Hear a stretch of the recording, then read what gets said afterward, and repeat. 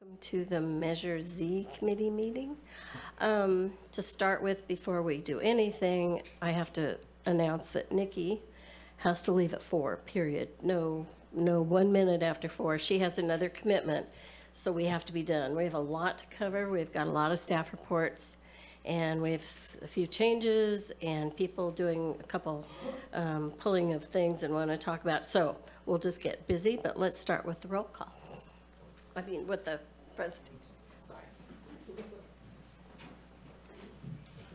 I pledge allegiance to the flag of the United States of America and to the republic for which it stands, one nation, under God, indivisible, with liberty and justice for all. Great. Okay, and we should have the roll call. How do we want to do that?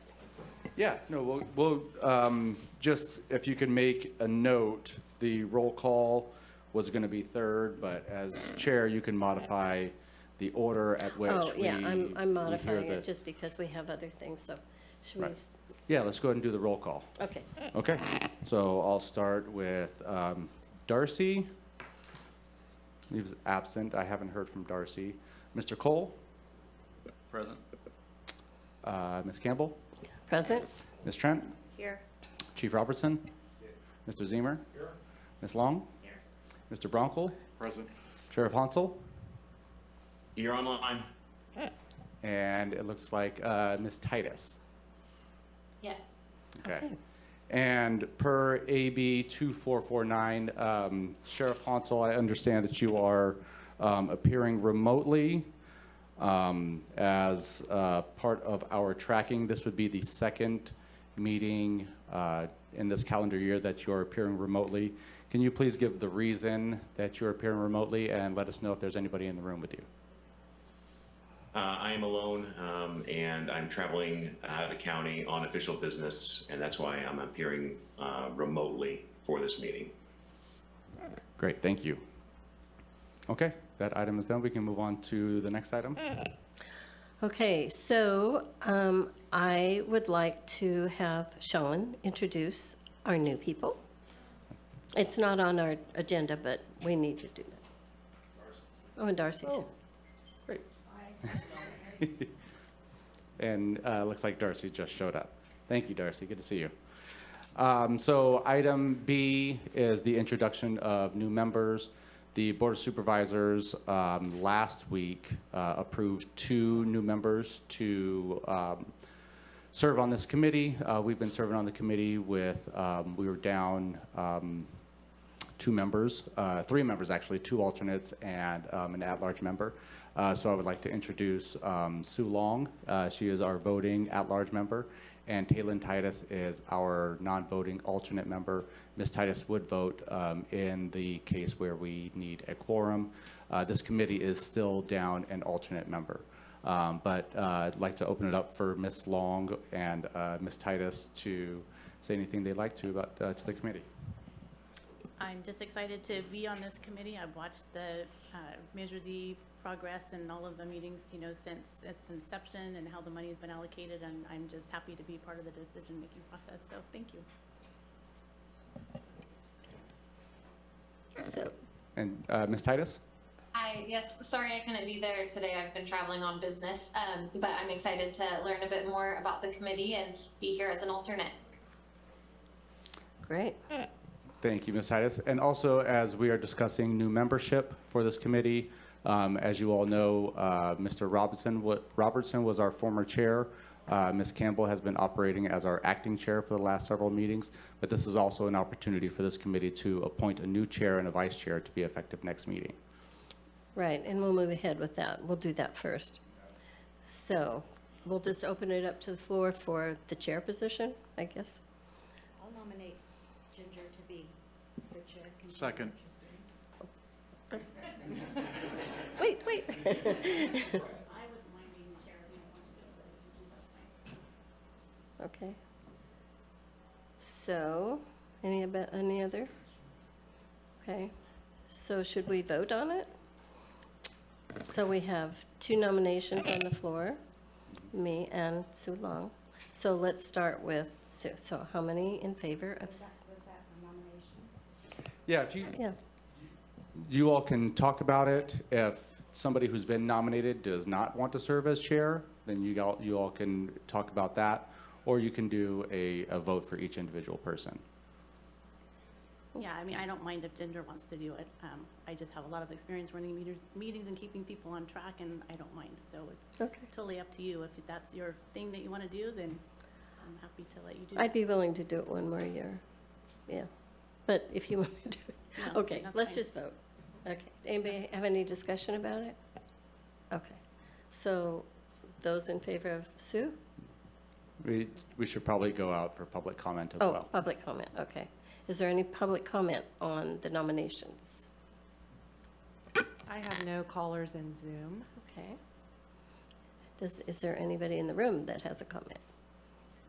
Nope, okay. No, I'm happy to withdraw Ginger and just let you have it. That's fine. I'm sorry, what? I'm happy to withdraw my name and just let you have it. I Okay. was told by someone that there wasn't anyone that really wanted to do it, so Okay, apparently that was not right. all right. All right, we have a motion and a second. I'll go ahead and do a roll call. I'll start online with the sheriff. I agree. Yes, for Ginger. Ms. Miller? Mr. Cole? Yes. Ms. Campbell? Yes. Ms. Trent? Yes. Mr. Robertson? Chief Robertson? Yes. Mr. Zemer? Yes. Ms. Long? Yes. And Mr. Bronco? Yes. Thank you. Motion Okay, passes. then we also need a vice chair, Yes. and I would like to nominate Tammy Trent. Tammy, just for you to know, has been to every single Measure Z meeting since its inception, even when she was in the audience most of the time. And she has tracked it. She's very involved in her community, and she has, been really open to understanding the whole concept of Measure Z, and that it's for the whole community, not just for where she's from, and that's really important when we're on this committee. And she has also been in positions of running meetings in Fortuna, so I think she would be a really good choice. And she said she would. I second. So, is there any discussion? Anybody else? Nope. Okay, then let's go ahead and vote on, I nominate her. This is a separate motion, so we need to go out to public comment again. Oh, okay, is there any public comment about Tammy being the vice chair? I have no Okay. commenters in Zoom. Is there anybody in the room that has comment? Okay, then we can go ahead and. All right, vote. roll call vote again. Sheriff? Yes. Ms. Miller? Yes. Mr. Cole? Yes. Ms. Campbell? Yes, Ms. Trent? Yes. Chief Robertson? Yes. Mr. Zemer? Yes. Ms. Long? Yes. And Mr. Bronco? Yes. Motion passes. okay, so now we have a chair and a vice chair. Okay, and now we have modifications to the agenda. Do we have any modifications to the agenda that anybody would like to talk about or present? Nope. Do we have any public comment about the modifications? No? Okay. Is there any public comment on non-agenda items? No public comment in Zoom. No public. Is there any public comment in the room about non-agenda items? Okay, seeing none, we'll move forward to the county administrative updates. And Sean, I'll let you take Sure, that. yeah, the first item is just the approval of the action summary from May 10th. This was our last meeting together. If you'll remember, there was a slew of recommendations that were presented from the ad hoc committee, and your committee took action on those recommendations. I motion to approve. I want to pull F1. And on F1 recommendation 6, where it says that the committee will not recommend any ongoing county positions to be funded by Measure Z. In our discussion, that was the agenda, but this also in here that says includes the use of one-time funding to prevent layoffs, and that was the reason that we changed this. So that sentence needs to be taken out because we were talking about being able to approve a county position for if they had a slow year or not enough funding year, they could ask for funding for 1 year, but they'd have to reapply. So this was supposed to be only not recommending any new county positions, ongoing positions. I actually went back and watched the meeting to make sure that this was correct, and it is. Okay. Did everybody understand what she was saying? Okay. So, do we ask for public comment on that? Well, so this is essentially striking that section of the motion where it says including the use of one-time funds to prevent layoffs. okay. And your committee could make a motion to adopt or to approve item F1 with the modification as noted by Ms. Trent. Okay. I so move to do that. Yeah. So is there anybody that's opposed to that? Oh, okay. Then I think that's good to go. Okay, yeah, so let's go out to public Thanks. comment. Okay. So, Oh, yeah, let's go out to public comment oh, for that. okay. So Yes. is there any public comment on that change, that modification to F1? There's no public comment in Zoom. Okay. Anybody in the room have any? Nope? Okay. We're going with a roll call vote. Mr. Bronkel, Yes. Ms. Long, Yes. Mr. Zemer, Chief Robertson, Ms. Trent, Yes. Ms. Campbell, Yes. Mr. Cole, Yes. Ms. Miller, Yes. and Sheriff Hansel. Yes. Motion passes. Okay. So, the next item is review of the 2023 actions. And this includes Measure Z committee actions and the board actions occurring during the calendar year. Yeah, so this item is just kind of trying to reset where we are. This has been a big year of change for this committee. We have some new committee members, and so I wanted to try to set the table a little bit for where we are.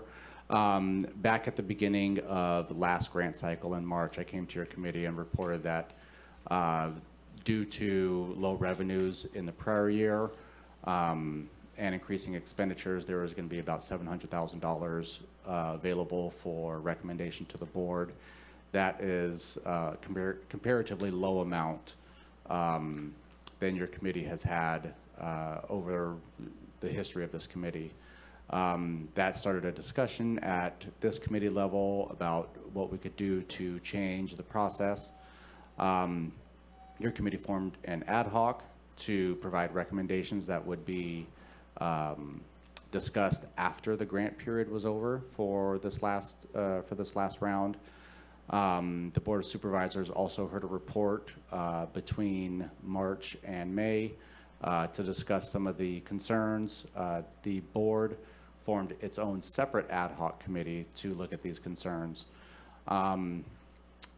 Your ad hoc reported back to this committee with the recommendations that we just talked about that were in the action summary today on the desire to cap county costs at 67% of total funding available per year, and some other things that your committee would like to do as far as changing the application for allowable costs, getting updates on efforts to applicants' efforts to find funding. Yeah, just a slew of recommendations there. The board, its ad hoc was charged with developing a percentage-based allocation methodology to include outside agencies. And that is where we find ourselves today. The board took action also on Tuesday. Moving on to item F3, the board took action on Tuesday to adopt an option that caps county costs. And it also, the action was to set some allocations for outside agencies for the next 3 years. And I wanted to pull this up on the screen. I'm not sure if you all got a chance to view the meeting on Tuesday, but I wanted to take a minute to go over it with you all and answer any questions that you might have.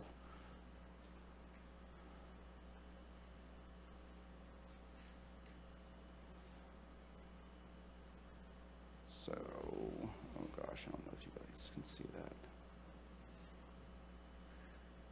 Can you all see that all right? Would you be able to move the screen to the other side of the screen so we can see the agencies there?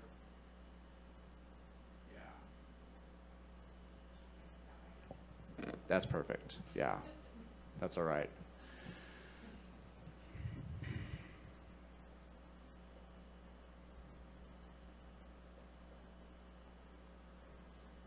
Okay.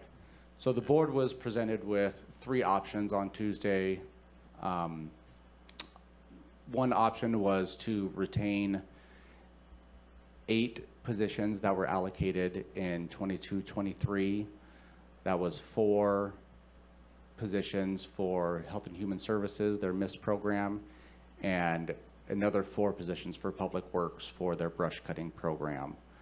In addition, as you can see there in the green box, those are the set allocation levels that were offered for county departments and outside agencies.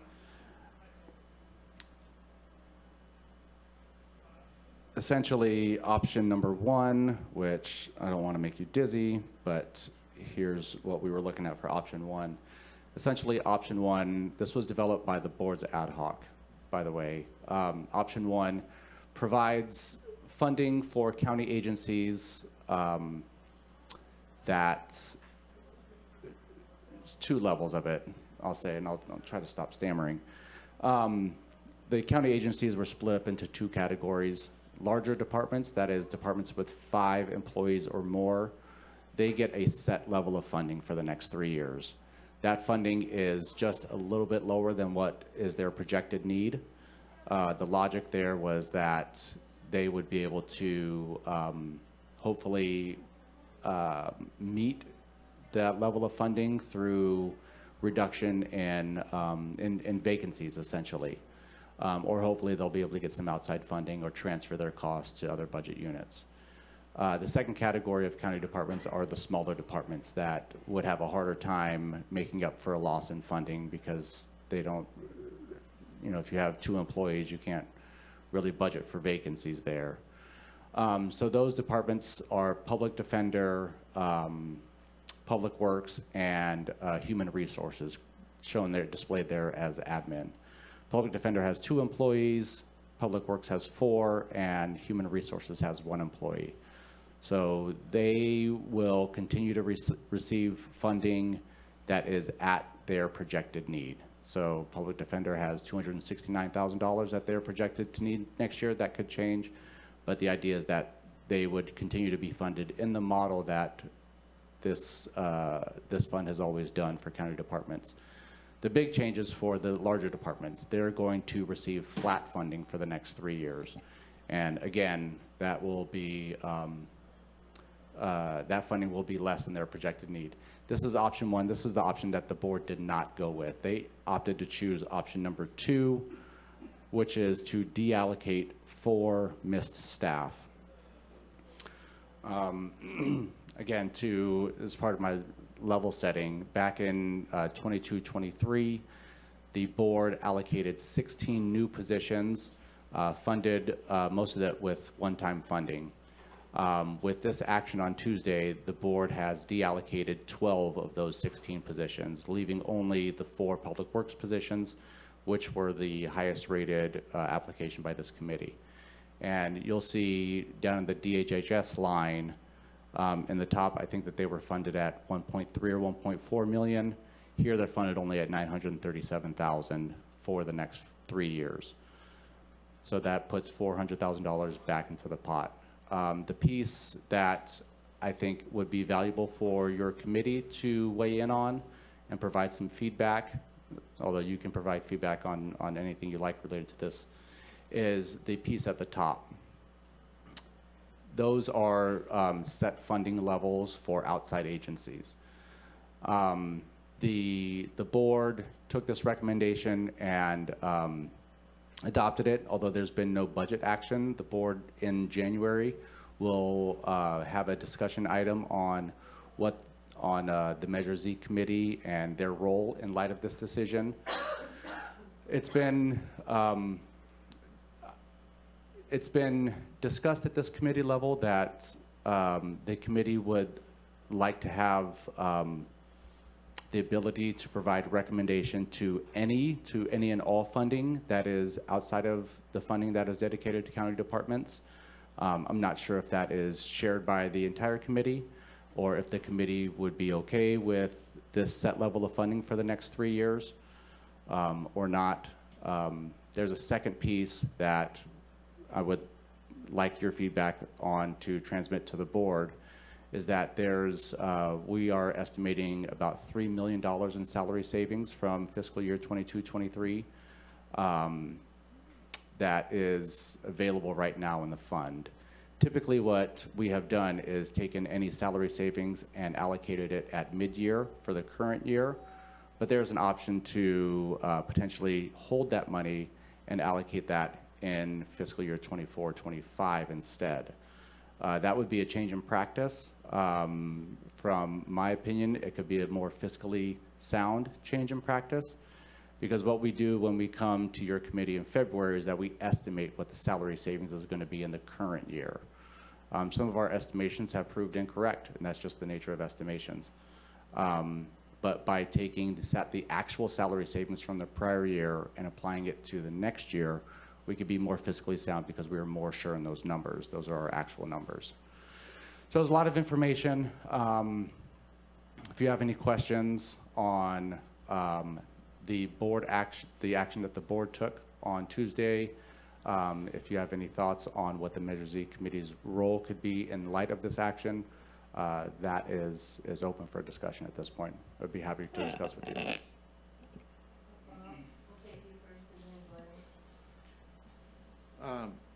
So if I'm understanding the numbers correctly, the current total allocation under option 2 was a $14 million spending plan. And then No, the total spending plan for option number 2 is $12.5 million. So your committee provided to the board, you said that you wanted the county to get to this 67% split by fiscal year 26-27. Doing a 3-year spending plan is a little bit difficult to do with revenue estimations, especially in Measure Z and sales tax. So what we did is we tried to take what we believe is a low revenue number at 12.5 million and use that revenue number for each of the next 3 years. And so all of this spending plan is set against a $12.5 million mark. okay, so 12.5 is the total. That's correct. And And then the county's share is 10.8 million. okay, and the anticipated sales tax revenue for 24-25 is, do we have a? Not determined yet. Hopefully so for fiscal year 22-23, we originally projected $14.1 million in revenue. During the year, it became very obvious that that revenue mark was not going to be hit. We reduced it down to 12.6. And right now, I think our actual revenue was over $13 million. Fiscal year 20, the current year is a little bit too early to get some trends on. Hopefully in January, we'll come back to your committee. We'll have better numbers for you. Okay, so roughly, assuming sales tax trends the way it normally does, if I'm hearing the numbers correctly, there isn't really a whole lot of funds to allocate except for perhaps salary savings. Would that be a fair estimate of I- the fund balance? I would say the salary savings, which again is estimated at about $3 million right now, and then any revenue above 12.5 million. So hopefully that'll come in. We can safely project 13 million or so. But again, it's too early to say. Okay, thank you. Okay, and Glenn, and then Sean? Just by way of summary, the board took 2 actions yesterday that are very significant from an operational perspective for the committee. The first is what Mr. Quincy has alluded to, that they fixed the allocation to the 4 agencies that were funded in the past year for the next 3 years. So what essentially, and not essentially, what has happened is the totality of the $12.5 million that's projected at this point is already encumbered, and there is no discretionary capability on the part of this committee to address that. The board was very clear about their desire to keep that funding at a fixed level for the benefit, especially of the fire agencies and so on. So we will no longer be involved in any discretionary input as far as the first 12.5 million is concerned in this year and the following 2 years. The second thing that they did is there is a motion that passed, and the board is going to take up the issue in January about what our function should be. And there was a pretty wide-ranging discussion about what was appropriate, what was inappropriate, what could be done, and so on. The $3 million that Mr. Quincy alluded to was talked about in the context, and he fairly presented the request of our committee to the board to develop a reserve to, try to smooth out the highs and lows of the funding measure. That didn't meet with much, if any, favor at all. Supervisor Bushnell talked very strongly about taking a fairly significant chunk of the $3 million and allocating it to the fire agencies. Supervisor Madrone talked about allocating a very significant amount to the roads, and there was discussion at a lower level amongst other members about what their priority might be. So the board is supposed to meet sometime in January. The date is not yet set, and they will define what our role will be in this process going forward. There was discussion relative to that motion suggesting that it might be appropriate for the board to retain the $3 million and not have the committee, have input on the disbursement of that money. There was discussion indicating that it might be appropriate for this committee to have advisory authority. I use the word discretion, that's an inappropriate word. Advisory capability on a proportion of the carryover monies and so on. But at this point, it is not at all clear that we will have any advisory input on expenditure of any of the quote-unquote excess monies. That would be determined by the role the board set for us, presumably in their meeting in January and thereafter. So the historic path that we have followed clearly isn't going to work for the next 3 years, because the totality of the estimated revenue is already encumbered by the action the board took. So it's a pretty significant change in the way we will have to operate. And what, if anything, we will have to say about the allocations of the monies remains to be seen. And that's one of the pieces that I think is going to be important for this committee to weigh in on.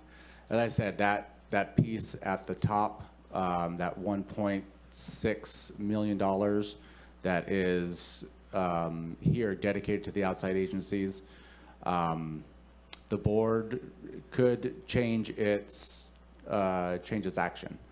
As I said, there's been no budget action taken on this plan. This is a plan that they said, yes, we want to go forward on this plan. But there has been a distinct conversation at this committee level between the county department allocations and the outside agency allocations. So that's one piece that I would like to get your feedback on, is if this committee is okay with this plan, especially the top piece on the outside agencies, or if this committee wants to have that funding all available so for your recommendation next year. Does that make sense? I attended the meeting, so I appreciate the summary, and I did leave early, so I just wanted to clarify my expectation. The percentage allocations to the outside agencies are tied to the 12.5 million in terms of the presentation and the options that were provided.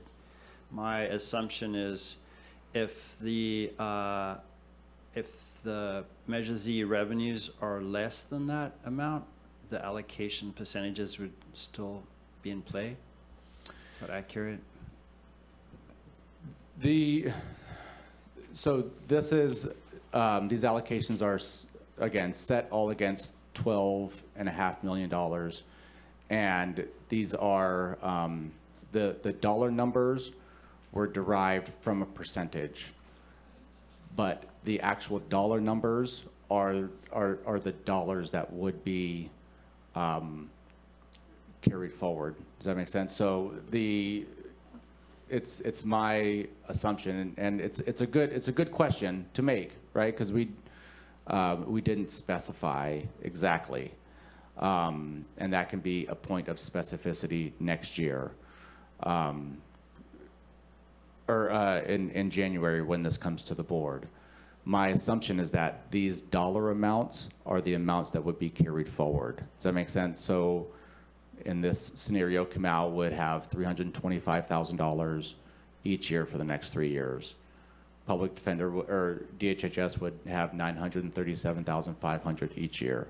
Okay, so it's not, the percentages are just what you've calculated after the vote to give us information, but what's really allocated is the dollar amount for 12.5 million.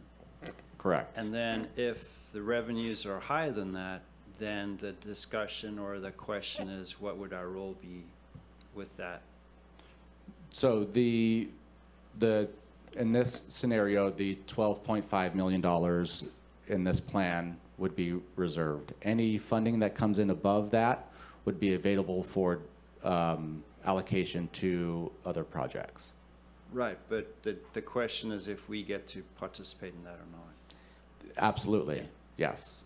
That clarifies it for me. As to your question, and through the chair, I'll answer or at least give my thoughts on your question as to my thoughts on our future role is right now it's challenging because the sales tax revenues are often projected and then adjustments are made post mid-year, and you said salary savings are determined at mid-year as well. So when we start reviewing applications and then making recommendations before, oftentimes mid-year is even presented to the board, it really confuses things. So my thoughts would be, again, assuming the board thinks our function is valid, and for the future is we would shift the process post mid-year so that we would know what the discretionary amount was. Otherwise, yeah, I can see the board not thinking we're necessary. So I don't know if that's feasible. Do you have anything else, Sean? Couple things. We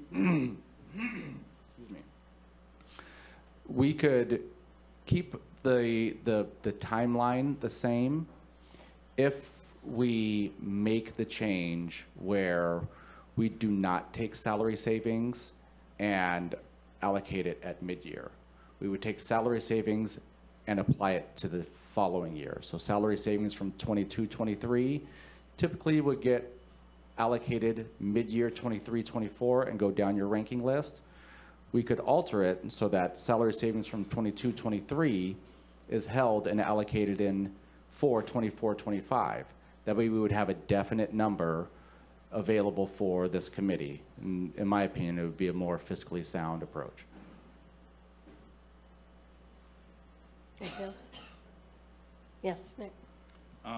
After reviewing the meeting yesterday, there were a lot of different kind of points that came up, not only about the budgets and how to allocate the funds, but again, the philosophy of what is the purpose of this committee.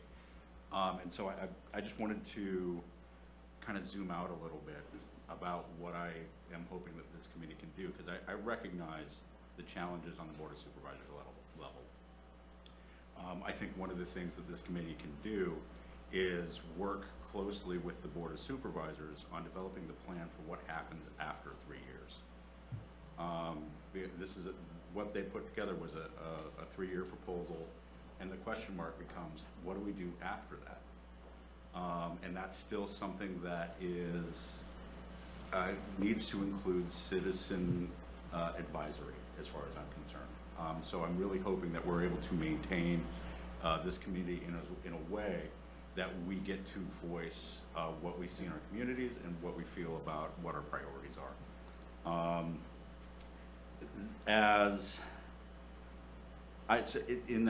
I would love that this committee gets some sort of invitation to that process from the Board of Supervisors, rather than them expecting us to advocate to be part of that process when we don't necessarily have the information. In looking at that $3 million, there was a lot of talk about what that could be, and this is my opportunity to say what I think it should do. I would love to take 16% of that $3 million, as we referred to as a savings fund, and allow that to be used against potential shortfall, as Mr. Robertson was referring to, what happens if the sales tax stops below that 12.5. And then I would like to take the remainder of that and spread that over the 3 years in the interim, so that this committee still has some sort of fund to react to whatever challenges we come up in the next 3 years. And having that available as a baseline amount that we can count on, rather than needing to count specifically on more tax dollars or unspent funds. Now, if there are unspent funds and there are more tax dollars, great.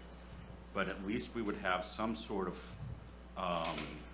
funding to voice our priorities in a more tangible way than just, we think you should do this, but we can't actually allocate anything because there's no money. And I really think, the last part I'd like to mention is, I really think in this interim, in this 3-year part, as a committee, we need to be looking at 1-year funding and defining our applications as being awarded 1-year funding, regardless of what agency they're coming from. That's kind of in reviewing that meeting, those were my instant reactions that I wanted to put forward. Chair Campbell, I'm sorry for the interruption, but I wanted to let you know Sheriff Hansel has his hand up to speak at whatever. Sheriff Hansel? Hi. One thing I just wanted to chime in on is the Board of Supervisors really needs this board and this committee to do their work. It is a part of the original legislation to have citizen oversight, and that's what this committee is really about, is making sure that the community weighs in on how these funds are spent. So if that is scrutinizing the existing funds through the county departments or how it's being distributed, we still have relevance there every year as it comes up. So I think it's important to know that though the funds may be a little bit less, I think we still need to solicit applications. I think there's going to be some priorities that this committee is going to need to place and to rank the applications. And I fully agree with Sean's assessment that any kind of funds that are realized during the mid-year should be rolled over to the next fiscal year. So this committee can actually make some recommendations on how the fund should be spent, and that should be realized, not just carryover type funds, because sometimes those get I don't know, not really prioritized by the board, or maybe it's not really the Sheriff Hansel, the ideal. Sheriff Hansel, I'm sorry to interrupt you. Yes. We're going to pause this meeting for just a second. I apologize for interrupting you. Just a second. We're going to take a short recess.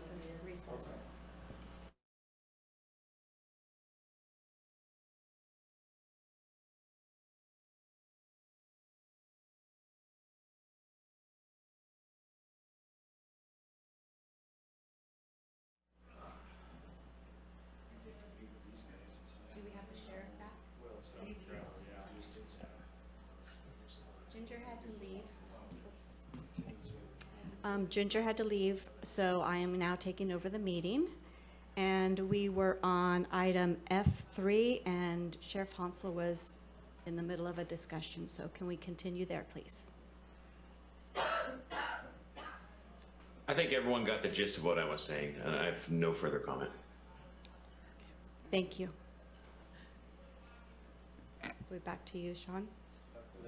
Oh, Glenn? Okay. I think either of the options that Mr. Quincy or Chief Robertson brought forward are appropriate. As far as timing is concerned, it seems to me to be pretty clear that our historic pattern of consideration and stuff would be difficult for a couple of reasons. One, we wouldn't have any sense whatsoever of the amount of funding available. And in fairness to the applicants, I'd hate to have to put a little caveat on the application saying, please understand that there is no money currently available. There may be money, 6 months down the road. I personally favor Mr. Quincy's suggestion that we go to an arrears process where we are dealing with the accumulation of either excess revenue and savings in the prior year for a couple of reasons. One, the most obvious being that at that point in time, you actually know how much money you have. And I know for some of us, the amount of money does factor into our ratings of the applications and so on. Also, it gets us out of one of my concerns, and one of the things I voiced my concern about to the board on Tuesday was the concept of using one-time monies to finance ongoing expenses and so on. And if we went into an arrears situation, we would still be doing that in some way, but we could make it very clear to the applicants that your application is being funded by an accumulation of surplus revenue and savings from applicants who did not utilize their total grant. And that way they would understand upfront that there is no guarantee that this is an ongoing process, and it would keep it a little cleaner for us, and I think it would keep it cleaner for the applicants. So I would endorse a change in the timing of our process to allow us to move to the arrears situation Mr. Quincy described. Go ahead. And to tie on to what Nick and Glenn had said, I think another element that the committee should consider is establishing, because we're talking about setting aside a reserve amount to make sure that if income projections aren't met, that there's a little fluff for everything to work out. In addition to that, once you set aside the monies for the reserve, we may want to have a baseline dollar amount that if the fund has less than X numbers of dollars in it, there would not be a call for applications for that year because the fund is so low.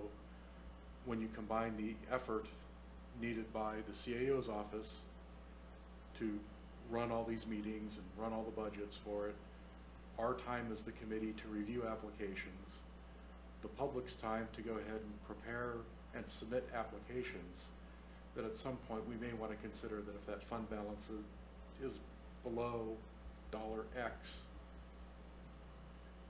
the fund's on a hiatus for a year until the next year. What I like about that idea is it would prevent mid-year from what happened a few years ago for a whole bunch of positions being allocated without any advisory from us. So we would actually have actual funds from the previous year that we could actually be able to make a recommendation on, instead of saying, well, we might have some more in the end of the year. So we would actually know how much we had to. Is there any comments over here? No? Okay, go ahead. The 3 million that you were referring to, Sean, is that the partial year, or would that be available this year in 2024? The 3 million was salary savings from fiscal year 22-23, and typically we have taken that salary savings and applied it directly in the following year, so it would be applied in the current year, allocated at mid-year, so around February, and it would go towards applications that were not funded. We would just typically go down the ranking list subject to the board approval. But what we're talking about is bypassing that mid-year process, taking that salary savings and reserving it for, in this case, fiscal year 24-25. And that would be available for, that full amount would be available for your committee to recommend to the board. But if we already know that was available or extra for 22, 23, why are we waiting so long? So we've had some accounting issues here at the county.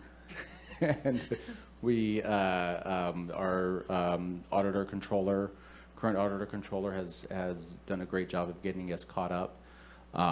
But there's still a lot of work that they've had to work through, closing out fiscal year 2021, 21, 22, and just recently have closed out this portion of fiscal year 22, 23. We're still going through the audit for 22, 23. So typically we know that number around September-ish.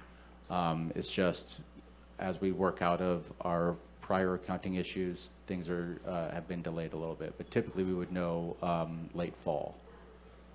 So based on that, I would rather, instead of saying completely till the next year, say when the audit for that year is done, then we can look at those funds, because we already know that it's cleared, that the audit was done, the money's there, instead of waiting for a full year.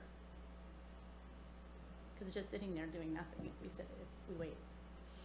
No one's benefiting. So that speaks to our current practice of once audit would be done in late fall, winter time, and then would be allocated at the mid-year. And so this committee does its work in the prior spring, provides to the board in April a list of applications, gets funded in July, and then in February, a second round of funding goes out depending on the salary savings that we're talking about. So based on the supervisor comments and decisions that were made on Tuesday, I watched that meeting for 3 hours. I don't have a problem setting aside a reserve amount like Bob recommended, but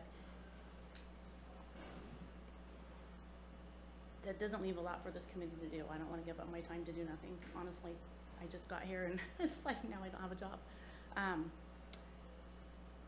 It almost seems like we're waiting for the supervisors to tell us in January what they want us to do. It's almost like we don't really have a decision to make today, because they're going to come back with something for us, and I don't know what that looks like or what that is.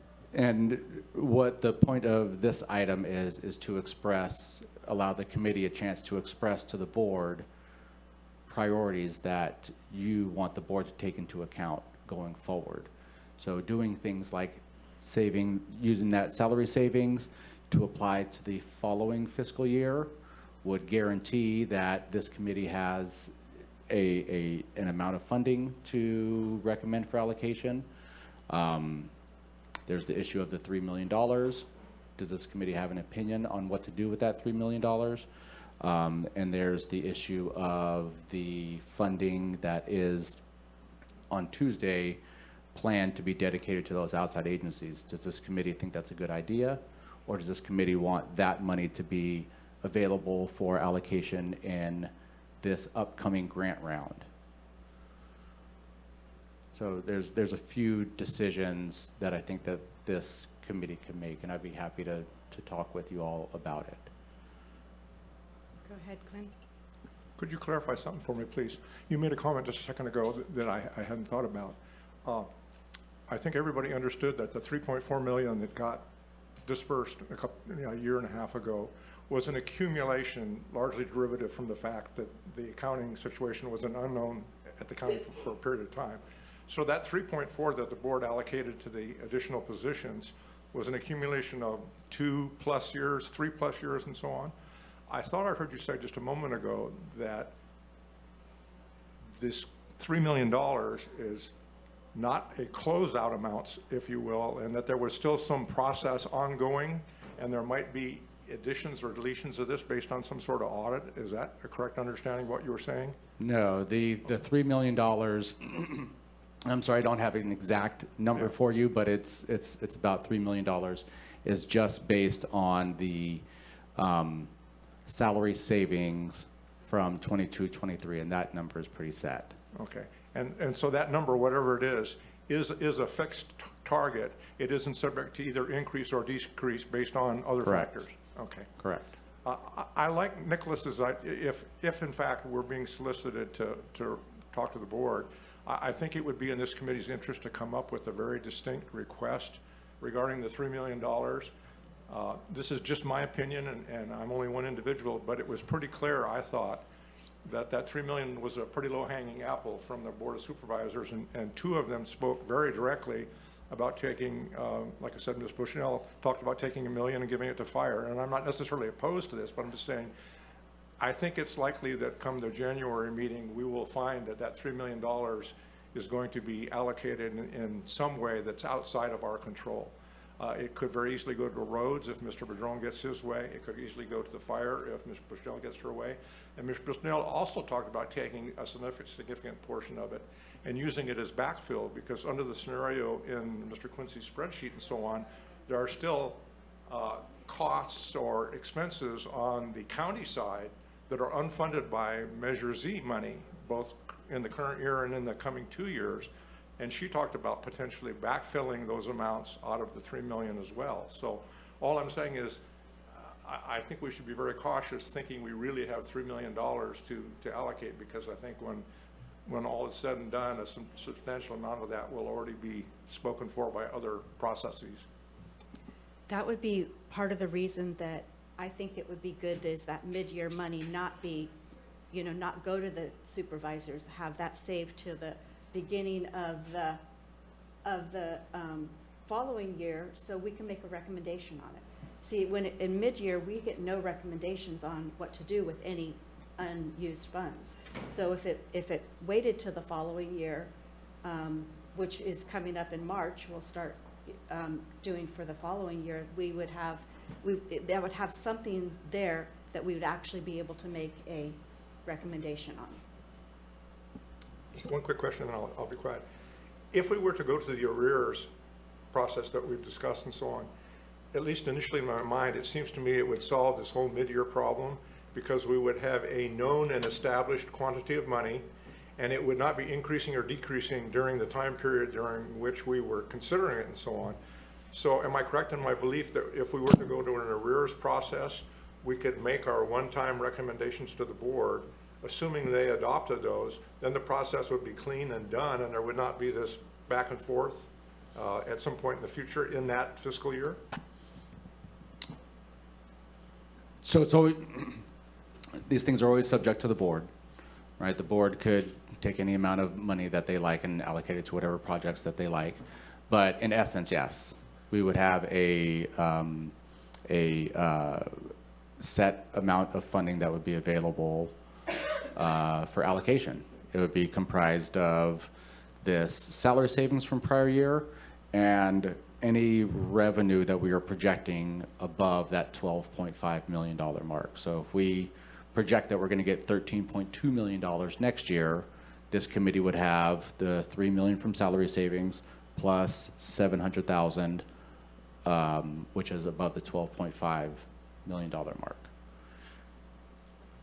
In addition, again, I will just note, and I really want to get your thoughts on this piece, but the 4 agencies that have been earmarked for money in that option, that amounts to $1.6 million. So I want to get the committee's opinion on whether that $1.6 million should be earmarked, or if that should go back into the pool to be recommended for allocation. So this is essentially 3 pots of funding that we're talking about. The $3 million, which is salary savings, any revenue above the $12.5 million, plus this $1.6 million that has been earmarked for those outside agencies. Do you guys know? I'm getting kind of quizzical looks from you all. Do you know what that $1.6 million is that I'm talking about? So I want to get this committee's opinion on whether that money should be earmarked for the outside agencies, or if you want me to tell the board, no, put that money back into the pot and make it available for allocation and recommendation from this committee.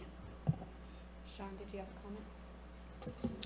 a comment? I'd like the earmarking. I think that's the struggle we've had is applicants that have been there from the beginning that were clearly indicated on the ballot language that were supported with the ballot. like all of the county positions that are funded every year, a lot of them don't have to apply, so I like that. For example, representing my interests, fire doesn't have to apply.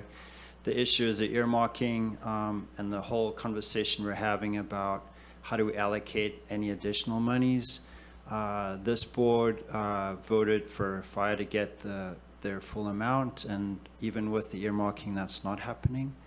The discussion on Tuesday was even with the earmarking, applicants could apply if they weren't meeting their needs. So that is a mechanism. Just a lot of moving pieces, but I do like the earmarking. And the arrears essentially moves our problem from one year to the other, because when we do a lot of our most challenging discussions about who gets what, it's in the question of how much money we actually have. And time and again, it's proven that if we just make our selections, and whether there's more money or less, those recommendations are either funded or they're not by the supervisors. And what has seemed to happen is if there's less money, then they use more discretion to try to make it a bit more balanced. But I think this is a move in the right direction, but there still seem to be some gaps for sure.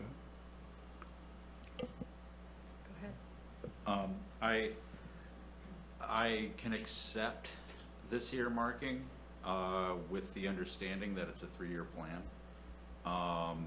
And there needs to be a plan moving forward to be fiscally responsible. On the issue of the $3 million, I hope this committee can make it clear that we as a committee want to be able to have a voice in how we advocate for that spending. And this committee was built into the ordinance so that there could be an advocacy outside of the institution to influence how that money is spent. And I feel that is imperative to preserve. Does Sheriff Hansel have anything to say? No, his hand's not up. No, he's shaking his head no. Okay, that was one of the reasons that I think it would be good to, at mid-year, that mid-year fund, like Mr. Quincy was saying, is to put it into the next year, because we know we have that, and we're not thinking, well, or telling the applicants, well, if we have money at the mid-year, you might get funded. It's hard to get funded in mid-year when you don't know, you can't have your project.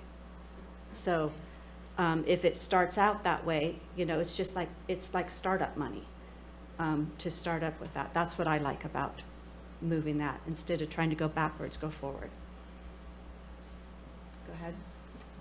Regardless of how much of the 3 million ultimately is available to us, if any, for disbursement or a recommendation for disbursement, I support Nicholas's idea that we've come to the board and we've given them, I think as Sean aptly describes it, a suite of recommendations and so on, one of which is to have, in this case, a 16% reserve.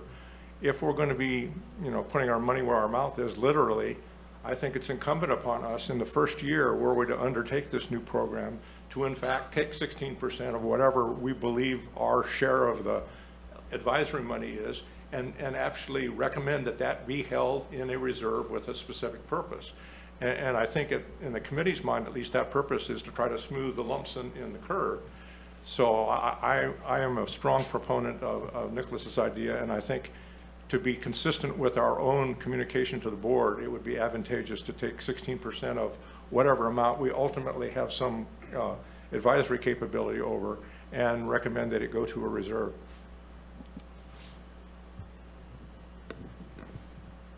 Okay.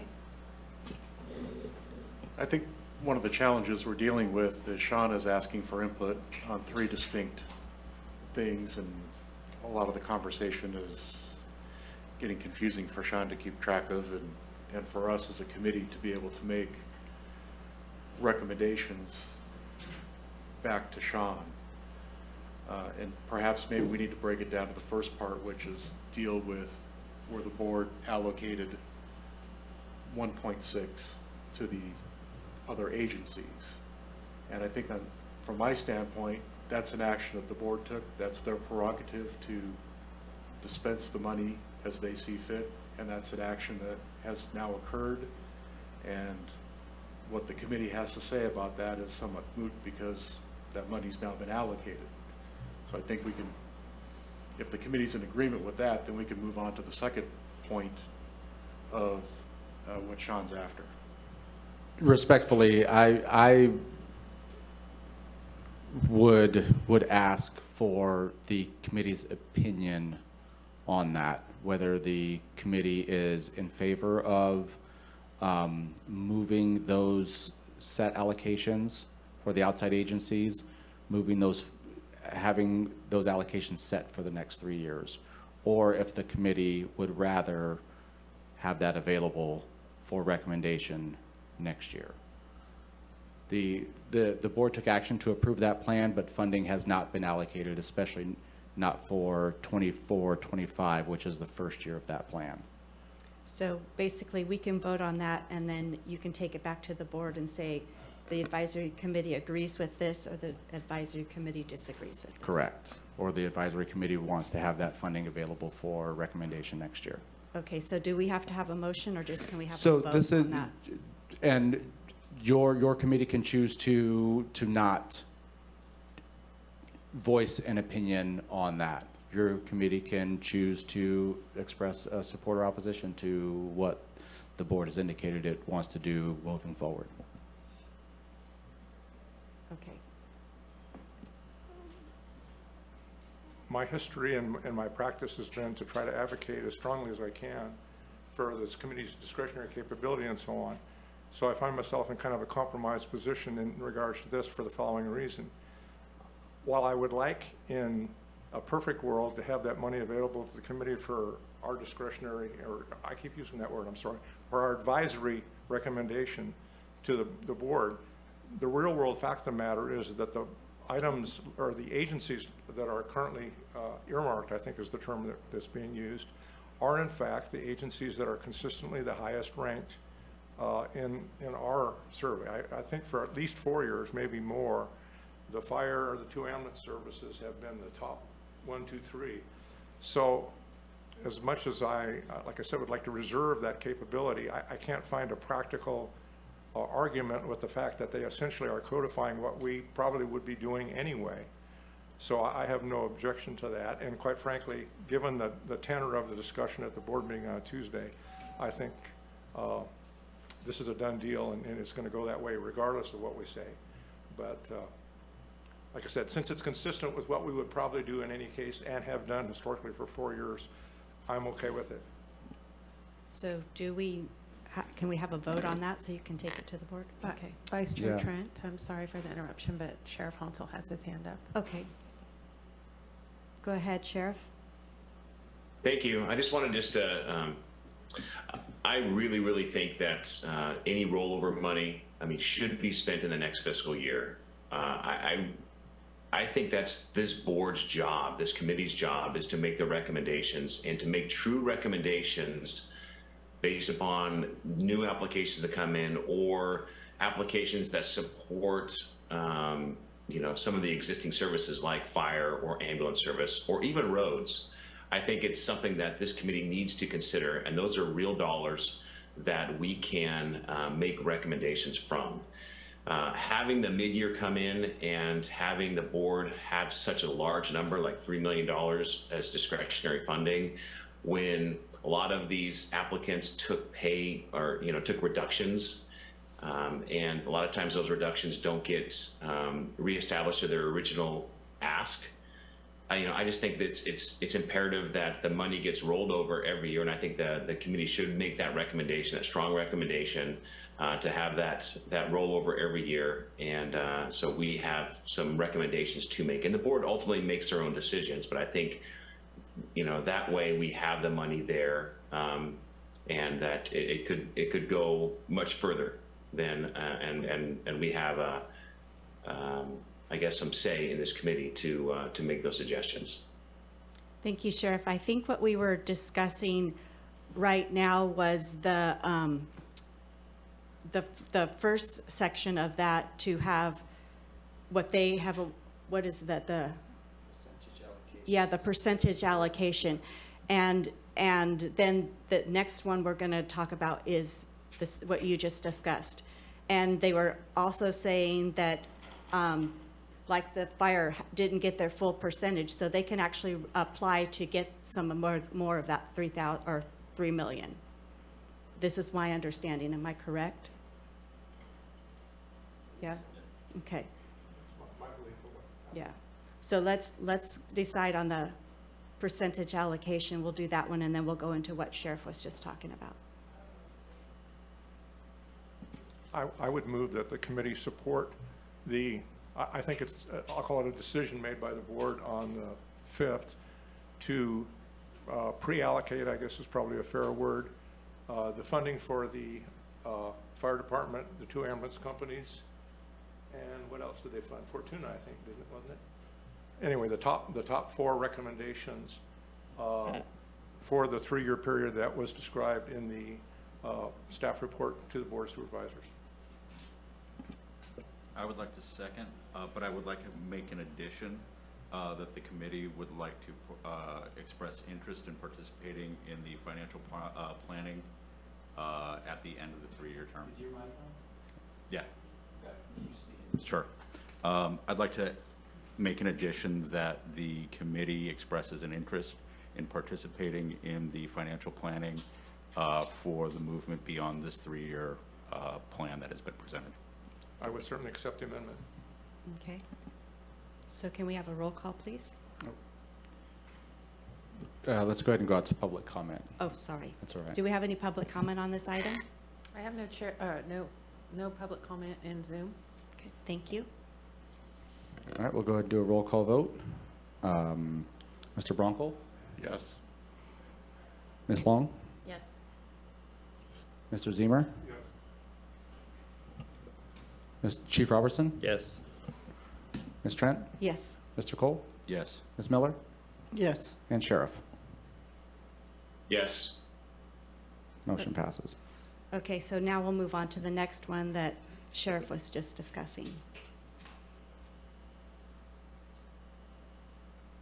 So this is in relation to the $3 million in salary savings from 22-23. As I understand it, the discussion is whether to make that money available for allocation at mid-year, or if that money should be rolled over into the 24-25 funding cycle. And it seems like this committee would rather to have that salary savings be available for the 24-25 funding cycle rather than allocate that funding at mid-year.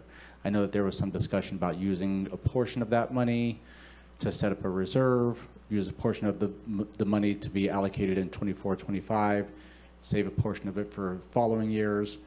I think that's where the discussion would be, and I would appreciate a motion on what this committee would like to see done with that $3 million in salary savings.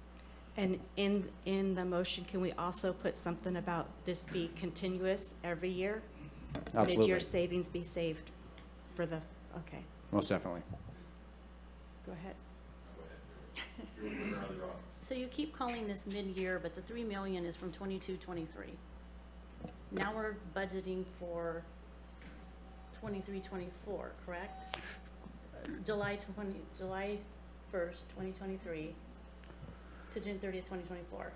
Right now, we are, the salary savings from 22-23 is, without a change in process, would be used at mid-year to continue down the ranking list. Okay, If- what I'm hearing is that you want to hold that to 24. That's correct. Why would we hold it to 24? Why wouldn't we start this for July of 2023? Why would we let it sit there for an extra year?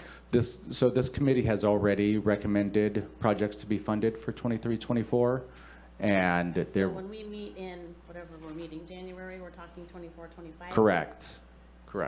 Okay, but what if next year there's 2 or 3 million? Why would we keep holding it for a year? If the audit's going to be done in a timely manner, it seems like that amount would be known. I want to leave our options It's open. not known. If the audit is done in a timely manner, it would be known sooner each year. Yeah, sorry.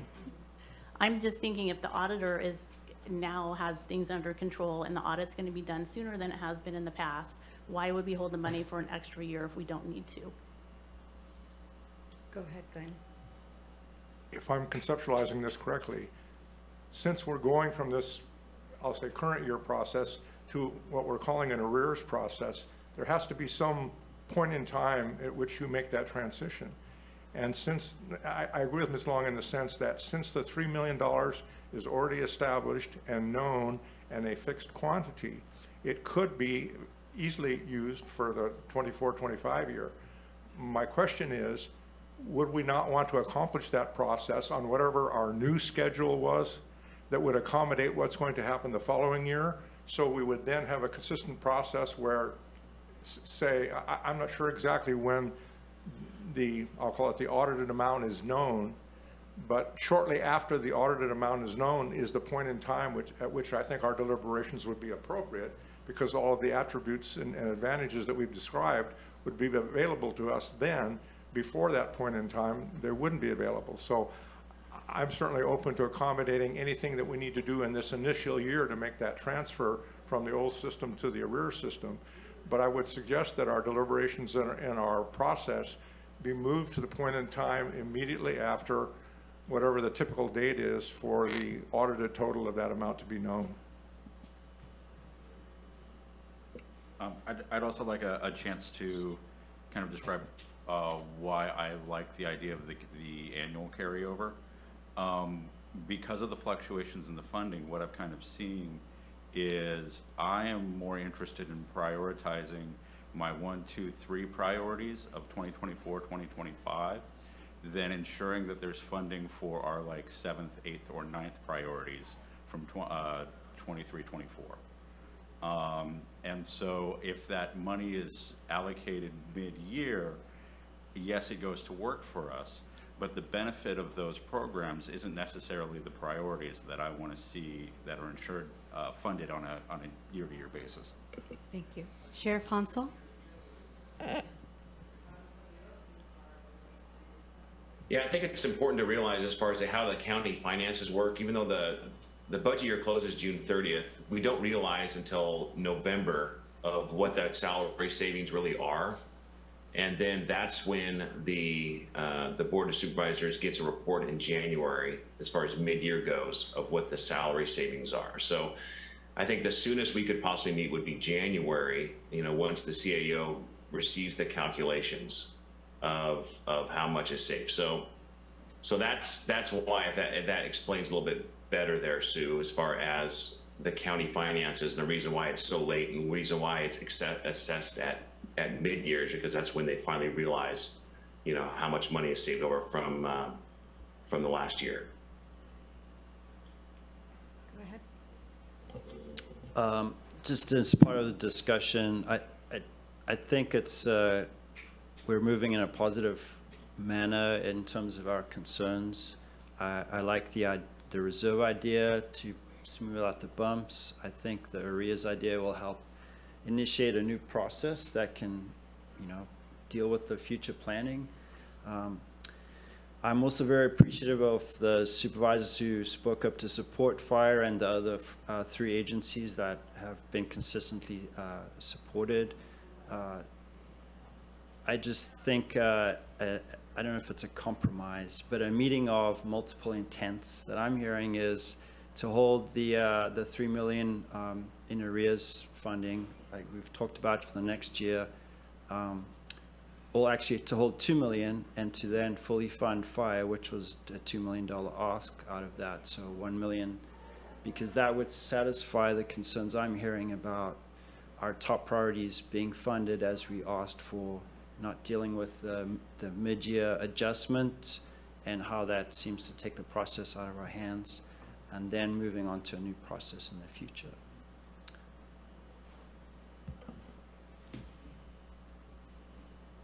Go ahead, Glenn.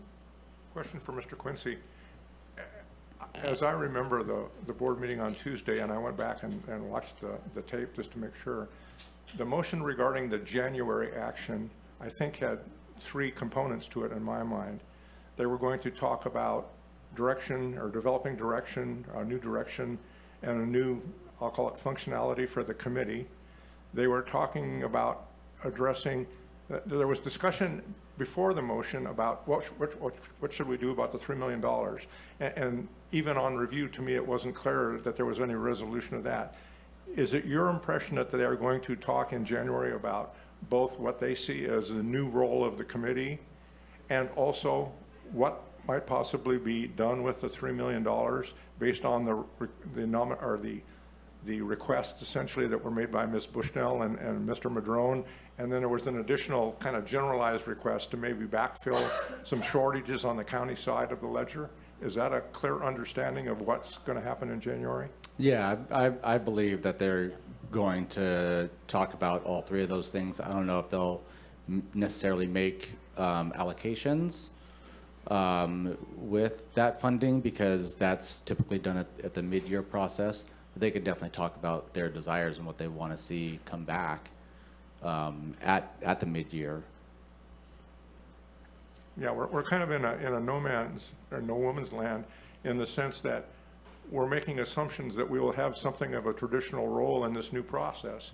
And in fact, based on the board discussion, that may not be the case. So I am sympathetic to your goal of trying to come up with something, but I feel kind of hogtied in the sense that there seemed to be a pretty strong movement within the board to kind of redefine our role in this process.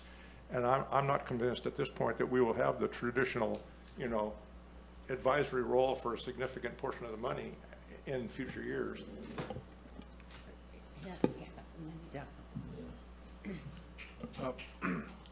One of the things that I think can help us move this forward is making a multi-pronged recommendation to the board.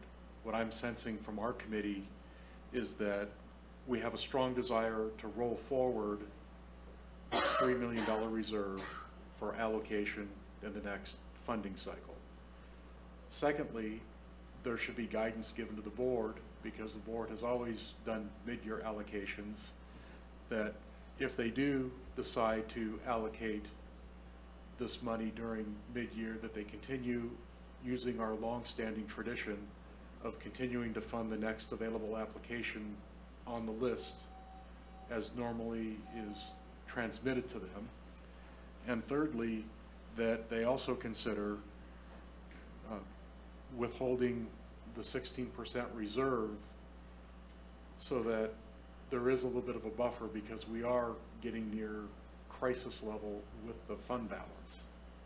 So that's a kind of motion that I would like for us to be able to make, if there's support from other committee members on this.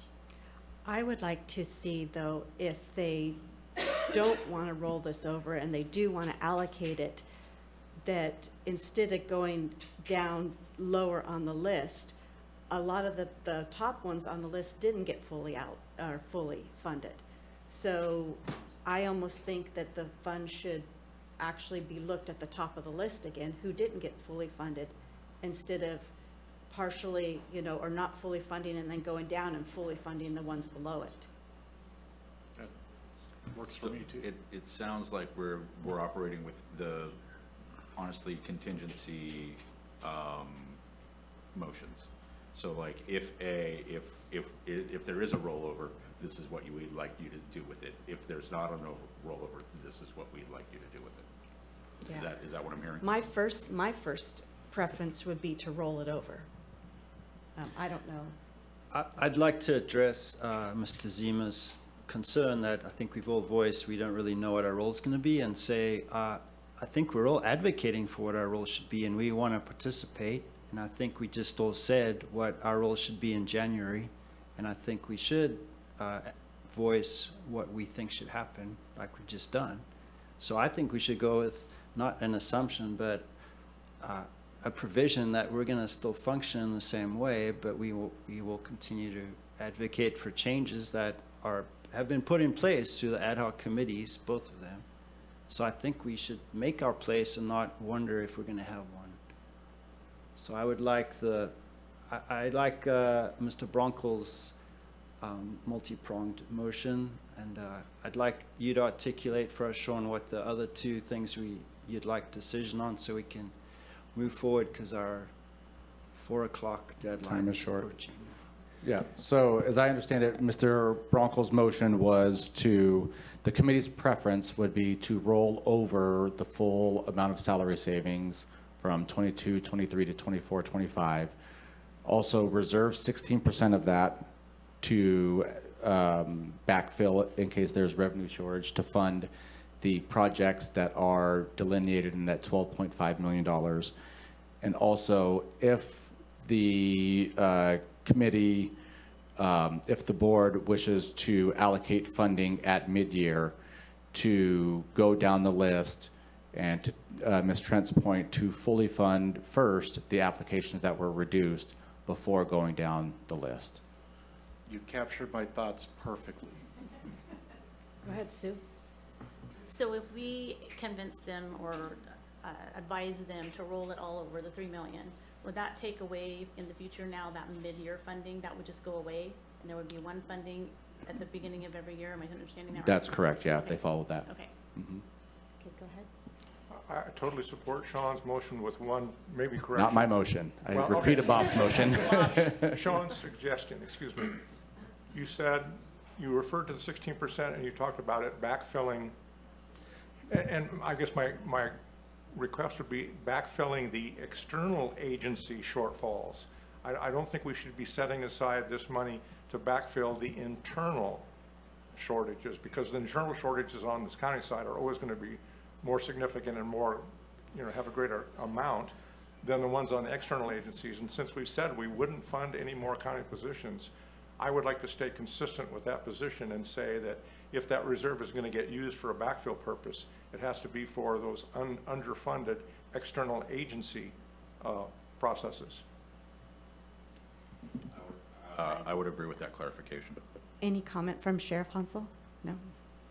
Okay, so we have a motion on the, Well, somebody has to make it. Yeah, Yeah. and I well, made it. and Yeah, he made and I would ask for the motion maker to, if you wanted to accept Mr. Zemer's characterization, where the priority would be to fill the outside agencies that are delineated in that $12.5 million plan. I accept his amendment.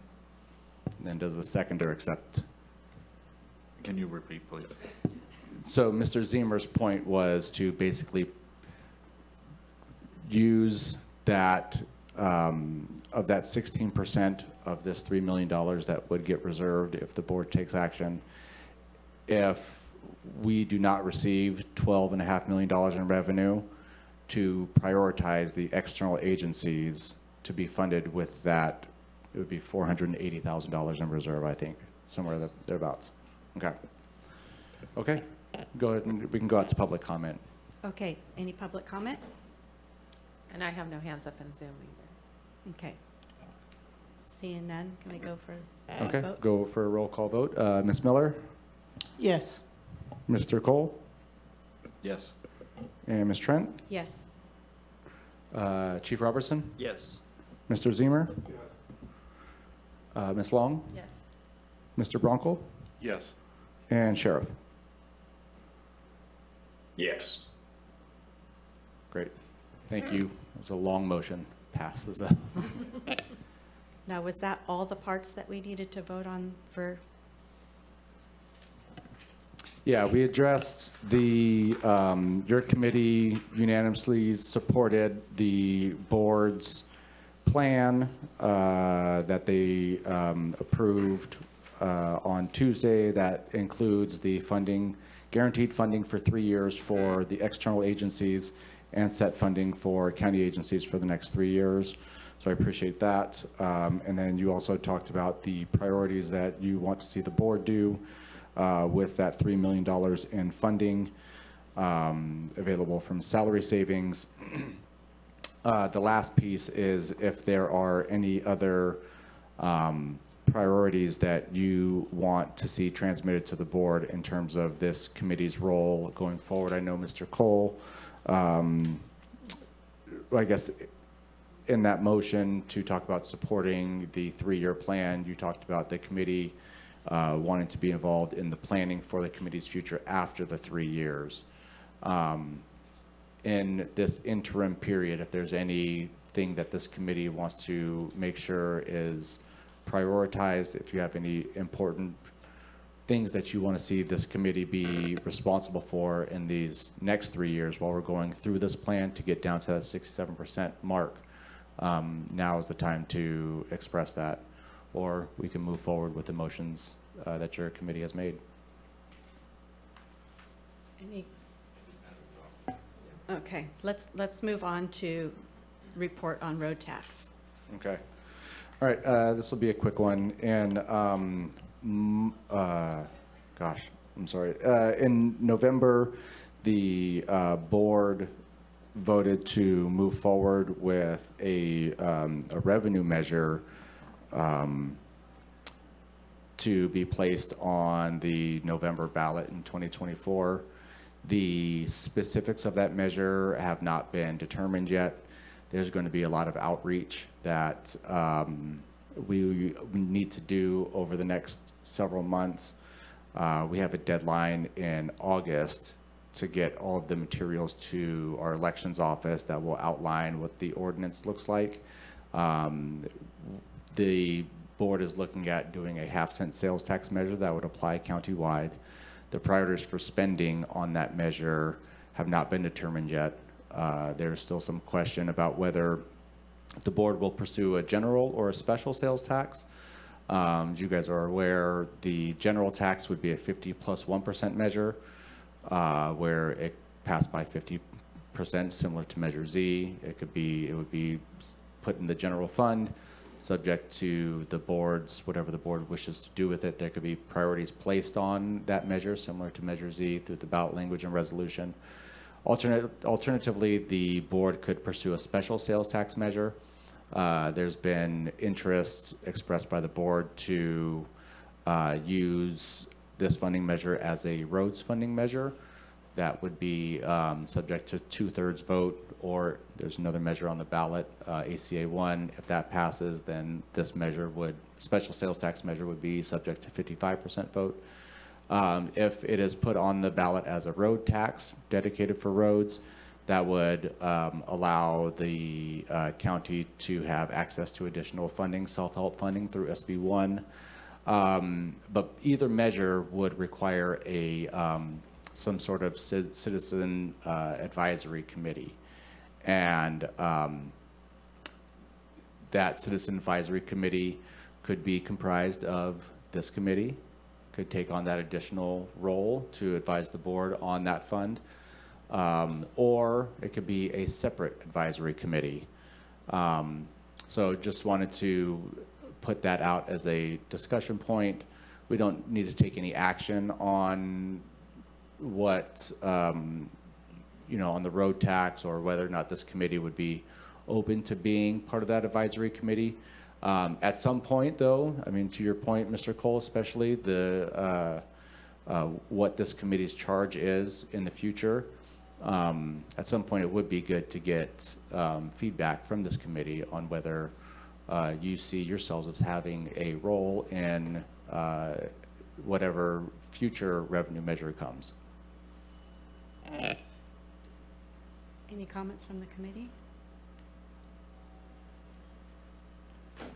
I think the use of the Measure Z committee to recommend projects to the board for a potential road tax is a good avenue, as this is a well-functioning committee.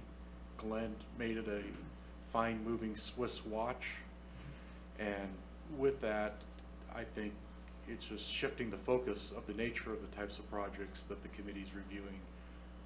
But all these procedures that have been set up under Glenn's watch are in place, and it's an easy way to keep things moving without reinventing the wheel with a brand new committee. If it was a specific tax, would they have to have an advisory committee because it would all go to road projects?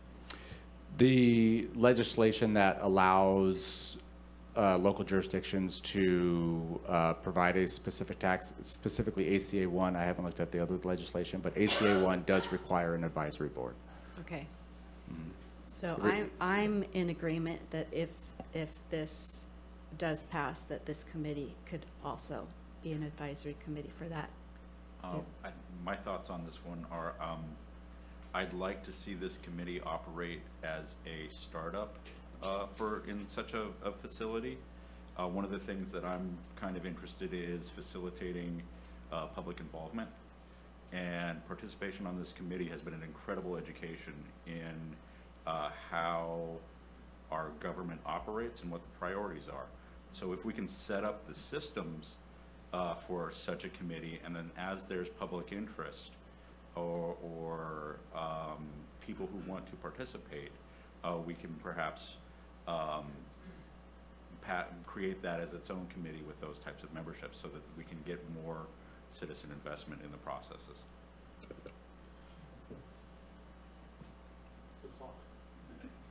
Go ahead, Sue. It would be interesting to see if, because roads are involved, more people step up, because there have not been a lot of applicants for this committee. So it's hard to get people to serve on committees. I don't really see a big group stepping up, but, I mean, maybe I'm wrong, could happen, but I don't think it's likely.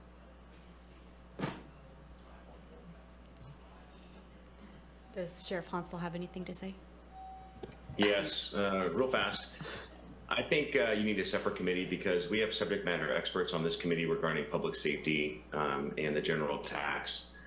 Road tax is specific to the roads, even though it may be a general tax. It's going to be spent on roads, and so I feel like that should require a different committee with subject matter experts or people that are just focused on roads, and let this committee focus on the public safety aspect of Measure Z, because that's really what this committee has turned into over the last 10 years. So it's 4 o'clock now. This agenda was set to end at 4 o'clock. There's still a couple discussion items, but I believe that we can roll those items over to the next meeting. Right now, I believe that our first meeting would be January 18th. That would be the meeting where your committee would approve the grant application and authorize us to open up the grant period for a month, and then your committee would return in mid to late February to begin your historical review process. Okay.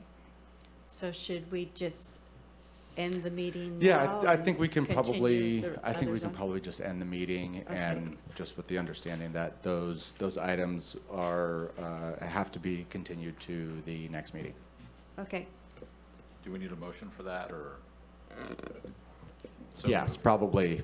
Okay. Okay.